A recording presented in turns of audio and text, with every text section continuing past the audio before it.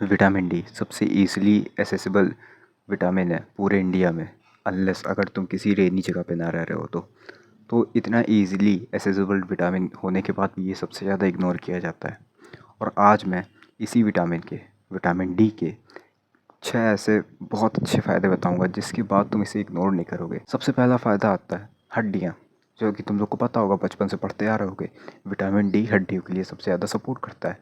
अब पता है एक चीज़ बताऊँ, तुम लोग जितना भी कैल्शियम खा लो, जितना भी मर्जी कैल्शियम खा लो, कितना भी मर्जी कैल्शियम खा लो, तुम सप्लीमेंट्स ले लो कैल्शियम के, कोई फ़ायदा नहीं होगा अगर तुम्हारे पास विटामिन डी की डेफिशिएंसी है। क्योंकि अगर तुम जितना भी कैल्शियम खा रहे हो ना, और फॉस्फोरस जो भी होता है, ठीक है, तो विटामिन डी उसको एब्जॉर्व करवाता है बॉडी से। अगर विटामिन डी की डेफिशिएंसी होगी तो तुम कैल्शियम खाओगे तो, लेकिन एब्जॉर्व नहीं होगा बॉडी में, बात ये है, ठीक है। इसी वजह से हड्डियाँ को वो मजबूत बनती हैं, हड्डियाँ लंबी होती हैं, मजबूत होती हैं। और अगर तुम विटामिन डी नहीं लोगे तो तुम्हारी हाइट भी कहीं ना कहीं इफ़ेक्ट होगी। और अगर ये बच्चों में डिफिशियंसी होती है विटामिन की, तो उनके में रिकेट्स होते हैं, मतलब वही ना, कमज़ोर टेढ़ी मेढ़ी हड्डियाँ। और बुढ़ापे में भी ये बहुत ज़्यादा प्रॉब्लम देगी अगर तुम्हारी विटामिन डी नॉर्मल नहीं है तो। अब दूसरी चीज़ पे आते हैं, इम्यून सिस्टम। हाँ, विटामिन डी डायरेक्टली नहीं लेकिन इनडायरेक्टली कुछ ऐसे सेल्स को प्रोड्यूस कराता है बॉडी से, ठीक है। एक हार्मोन की तरह काम करता है इस जगह पे। कुछ ऐसे सेल्स को वो मतलब प्रोड्यूस करवाता है ताकि कि वो इम्यून सिस्टम को बचा के रखे। मतलब बाहर से कोई भी बैक्टीरिया है तो उनकी पूरी बॉडी में इतनी ताकत हो कि वो उन बैक्टीरिया से लड़ सके। और अगर तुम्हारा विटामिन डी बहुत अच्छा है ना, तो तुम्हें जल्दी से बीमारी लगने नहीं वाली। मतलब अगर कोविड का भी समय चल रहा है तो बहुत कम चांस है कि तुम्हें कोविड हो। हाँ, वो ये इतनी बड़ी बीमारी के भी चांस बहुत कम कर देगा। मतलब इसका ये नहीं है कि तुम सबको छुओ, है ना। मतलब मैं एक एग्जांपल दे रहा हूँ, ठीक है। और भी बहुत सारे कोल्ड फीवर, वायरल इन्फेक्शन, बहुत अलग अलग अलग टाइप के इन्फेक्शन होते हैं, फीवर होते हैं, उनकी भी बहुत ज़्यादा चांसेस कम कर देगा तुम्हारे होने पे। तो विटामिन डी बहुत ज़्यादा ज़रूरी है इम्यून सिस्टम के लिए भी, क्योंकि ऐसा एग्जांपल मैं पहले भी दे चुका हूँ शायद अपने ऊपर, अपने पुराने पर्सन के ऊपर, ठीक है। तो इसे भी पूरा करो। अब तीसरी चीज़ आती है मूड के ऊपर, मूड और डिप्रेशन। हाँ, अच्छा, तुमने कभी कभी नोटिस किया होगा कि तुम्हें बिना वजह कि डिप्रेशन, एकदम मूड ख़राब, डिप्रेशन जैसा लगना, एनजाइटी या थकान, बेमतलब की टायर्डनेस, है ना। ऐसा पता है क्यों होता है? जब हम लोग की विटामिन डी का रेट गिर जाता है, मतलब कम हो जाता है हम लोग के शरीर में विटामिन डी। और अगर हम लोग के शरीर में विटामिन डी कम हुआ तो हम लोग को डिप्रेशन, एनजाइटी, थकान, बेमतलब की, मतलब डिप्रेशन होगा भी तो बेमतलब का, तुम्हें रीज़न नहीं पता होगा, लेकिन तुम बेमतलब में तुम्हारा मूड बेकार रहेगा, सैड रहेगा, मन करेगा यार सब फेक होते हैं, ये दुनिया बेकार है, वो बेकार बेकार से थॉट्स आएंगे, है ना। तो इसके लिए क्या करना है? सिंपल सी बात है, जाके धूप में बैठो, विटामिन डी कंज्यूम करो, बहुत अच्छा मूड हो जाएगा उसके बाद, बहुत अच्छा मूड हो जाएगा। एक बार करके तो देखो, मेरी बात सुन के तो देखो। अब चौथी चीज़ आती है मसल के ऊपर।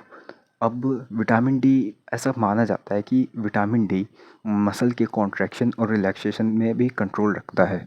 हाँ, मतलब कॉन्ट्रैक्ट मतलब क्या हुआ, चलो सिंपल वर्ड में समझाता हूँ कि मसल का जो कंट्रोल है ना, वो विटामिन डी पे भी निर्भर है। जैसे हड्डियों पे उसका कंट्रोल होता है विटामिन डी का, वैसे ही मसल्स पे भी होता है। अगर तुम्हारी मसल कमज़ोर है तो पता है क्यों? क्योंकि तुम्हारे अंदर विटामिन डी की डिफिशियंसी है।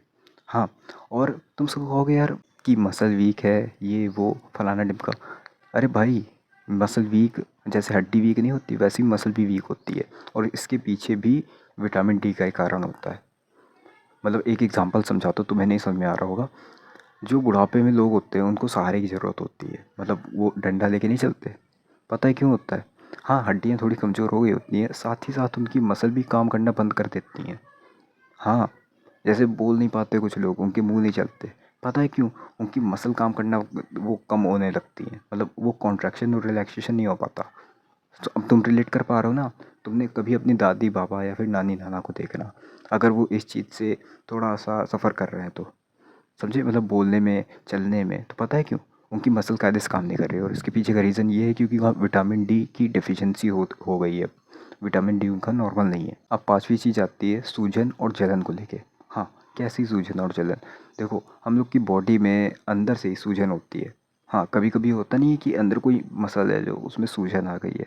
सबसे अच्छा एग्जांपल देता हूँ, जब हम लोग क्या कहते हैं यार, डायबिटीज़ के टाइम पे, डायबिटीज़ जब डायबिटीज़ होती है तो हम लोग के अंदर जो सूझे नहीं आ जाती यार, तुम लोग को अच्छे समझा नहीं पा रहा हूँ लेकिन समझ जाओ मेरी बात। क्योंकि ये देखो, ये चीज़ मैंने पढ़ी थी, रेडिट में पढ़ी थी, ठीक है। ये चीज़ मैंने कहीं एक्सपीरियंस करके नहीं बताई, ये इसी वजह से मैं अच्छे से समझा नहीं पा रहा कि भाई हम लोग के अंदर इन्फ्लेमेशन, सीधी सी बात, इन्फ्लेमेशन जब हम लोग के बॉडी के अंदर होता है तो इसे सही करने के लिए हम लोग को विटामिन डी की ज़रूरत पड़ती है। और अगर हम लोग के अंदर विटामिन डी बहुत अच्छा खासा होगा या फिर नॉर्मल भी होगा तो इन्फ्लेमेशन हम लोग की बॉडी में आने की चांसेस बहुत कम है। मतलब हम लोग की बॉडी के अंदर इन्फ्लेमेशन बहुत कम होगी, ऐसा मैंने पढ़ा था। रियलिटी मैंने तुम लोग को बता दी, इसी वजह से कायदे से एक्सप्लेन नहीं कर पा रहा, ठीक है। इसके पीछे मेरा कोई एक्सपीरियंस नहीं है। अब छठी चीज़ आती है दिल के ऊपर। अब दिल में कैसा इफेक्ट, देखो, ऐसा कुछ माना जाता है कि विटामिन डी ब्लड प्रेशर को कंट्रोल करता है, बीपी को कंट्रोल करता है। अब ऐसा पक्का नहीं है, क्योंकि कुछ लोगों को मैंने देखा है, हाँ उनके विटामिन डी अच्छा है और उनका बीपी भी कंट्रोल है, लेकिन कुछ लोग को मैंने ये भी देखा है कि उनका विटामिन डी तो बहुत अच्छा है लेकिन उनका बीपी है ना, बढ़ा हुआ है। हाँ, कुछ भी हो सकता है, बीपी बढ़ा घटा। और आजकल तुम लोग 20s की एज वाले बहुत देख रहे हो जिनका बीपी की प्रॉब्लम हो रही है, बार बार बीपी लो हो जाता है, बार बार बीपी लो हो जाता है। पता है क्यों? उनका विटामिन डी का, तुम लोग समझ रहे हो ना। आजकल के लुक्स मैक्सिंग में आजकल के लोग लुक्स मैक्सिंग में इतना घुस गए हैं कि वो टेस्टोस्टेरोन को देख ही नहीं रहे हैं। और टेस्टोस्टेरोन को मतलब नज़रअंदाज कर रहे हैं, इसका मतलब वो लोग विटामिन डी नहीं ले रहे हैं। तुम लोग हम मैंने बहुत सारे ऐसे दोस्त हैं जो ब्लड प्रेशर को लेके बहुत ज़्यादा प्रॉब्लम है। ब्लड प्रेशर, माइग्रेन, ये सब बहुत सी कॉमन सी बात हो गई है। वो 20s में, वो भी 20s की एज में। माइग्रेन का तो मुझे नहीं पता, लेकिन ये ब्लड प्रेशर वाले की ज़रूर पता है। इसके पीछे विटामिन डी का हाथ है। अगर तुम्हारा विटामिन से डी सही है तो ब्लड प्रेशर भी तुम्हारा नॉर्मल रहेगा, कंट्रोल में रहेगा। ऐसा मोस्टली यंग एज में तो पक्का होगा, बुढ़ापे का मैं कुछ कंफर्म नहीं कह सकता, क्योंकि मेरे बाबा की हालत है, उनका विटामिन डी बहुत ज़्यादा अच्छा है। हाँ, उनका ब्लड टेस्ट हुआ था अभी आज से आधे साल पहले, विटामिन डी बहुत अच्छा था, लेकिन वो समझ रहे हो ना कि उनका बीपी बढ़ा रहता है, बीपी की प्रॉब्लम बहुत समय से।